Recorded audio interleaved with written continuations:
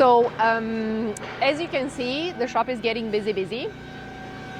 That's because we are getting our foot in the door and we're starting to really manufacture here as we are finishing setting up certain tools like the spray booth. And we're going to get a second edge bender in the next couple of weeks. But in the meantime, just to reiterate what we were talking about in the previous funny clips, funny not funny, it's that we take over the design from designers or architects, the vision. We apply our construction parameters that then materialize in all sorts of CNC cuts.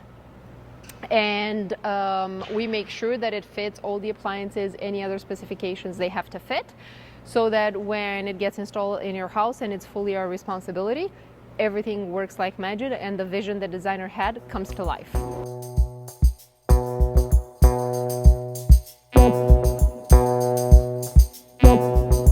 And we're gonna see how strong this thing is once it's built. But I would say we could put easy 5,000 pounds on top of it, and it's not even gonna squeak.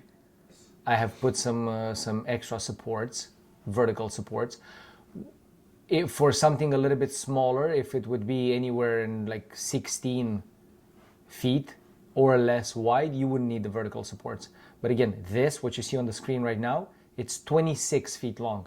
Yesterday it took me, what, about 5 hours probably? I stayed at the computer trying to figure out how to put them together, how to cut them. And then to cut it, you left yesterday, what was it, like 7:30 or whatever? Roughly. Yeah, it took me like 20 minutes to do one full rib that's 26 feet long by 11 feet high. And it's made out of what will be in the future 2x10s. So it's a giant unit. And the final one, what I might end up doing right now, it's gonna be probably over 33 feet long. So that's gonna be the final pod. And like I said, when you see it in pieces, this is what it is.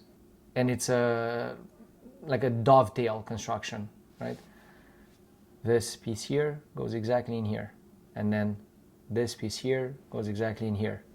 So it's literally like Lego putting it together. And it took me less than 20 minutes to put it together because it has been cut on the CNC. So it's pretty big, I would say, right? For a lunchroom, lounge room, small office. For Again, the idea, small. I'm just gonna show Max and you'll see what I show Max. Because did I show you, Guillermo, or I didn't show you the machine at all? You just did a walkthrough. Oh, okay.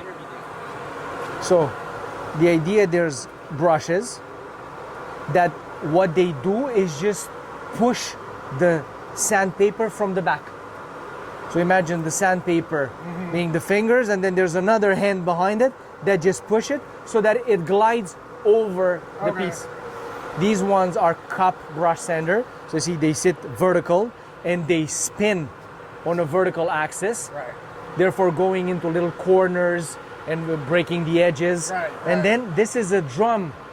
Like it's long. They're all aligned.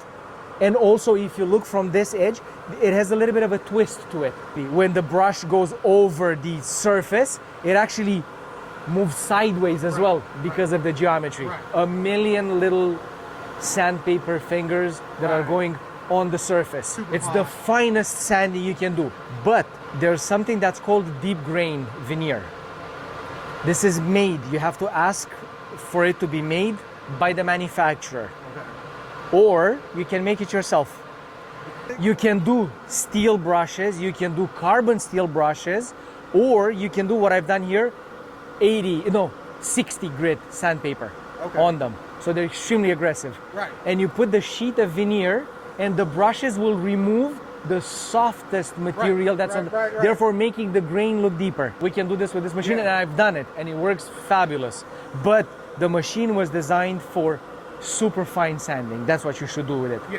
And that's why this is the last step prior to coating. They go to the robot where they get sanded, they get through the brush sander, they go in the spray. Yeah. And now just to see, Mike, how fast something very easy can be done. What we have to do now is I left a little bit of skin on this material. One, I didn't want to lose vacuum completely, and two, I didn't want to change the 303, the outline knife, because we're going to be using it for cutting cabinets later. So I got like a little bit of skin. I'm just going to sand it by hand, doing this. So that's it. And I have to go on all the edges. Again, it's not hard, super easy, but it's going to take me probably a good hour to finish all of them. To do it like this, or I could press a button. You take the fuzzy piece, right? It has what I call skin everywhere, and you just put it there.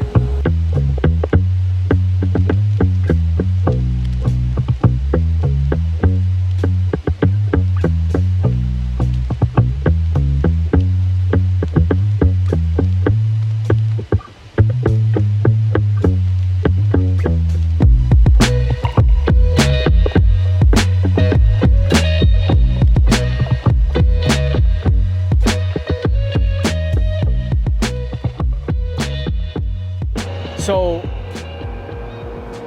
this is a machine that does a very fine sanding for us, but it could also be used to do a very aggressive sanding. It all depends on the sandpaper grit that you're using, either on the cup brushes or on the drum brush sanders. Right now we have the setup is done for veneers or HDF one-piece doors. So it's something that's very mild as far as sandpaper goes. So it does a very smooth sanding for us. And it does in one pass. You saw it takes about 30 seconds to go through the machine. It's being sanded, I would say, the equivalent of somebody spending a good half an hour on the same panel to do the same level of sanding. So extreme quality, consistency, and speed, all in one. All in house. All in house.